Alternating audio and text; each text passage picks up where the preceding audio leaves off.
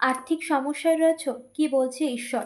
Universe তোমার আরাধ্যা যে রয়েছে, তোমার এই অর্থের সমস্যা নিয়ে কি বার্তা রয়েছে ইউনিভার্সের তরফ থেকে?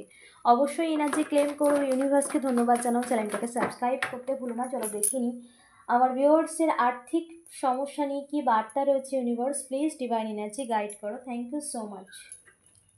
দেখো, তোমার জীবনে আর্থিক স্থিতিকে তো পরিবর্তন হতেই চলেছে। তোমার জীবনে তুমি আর্থিক সমস্যা নিয়ে অনেক সমস্যার মধ্যে পড়েছো, কিন্তু তুমি সবসময় নিজের কর্মের দিকে ফোকাস করেছো।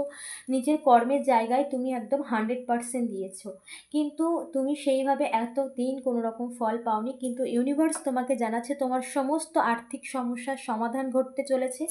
তুমি এবার আর্থিক সেভ করতে মানে অর্থ সেভ করতে পারবে। তোমার জীবনে আর্থিক সমস্যার জন্য তুমি কোনো রকম সঞ্চয় করতে পারোনি, তো তোমার সেই সঞ্চয়ের সময় এসে গেছে। তোমার জীবনে আর্থিক স্টেবিলিটি ভরপুর হতে চলেছে।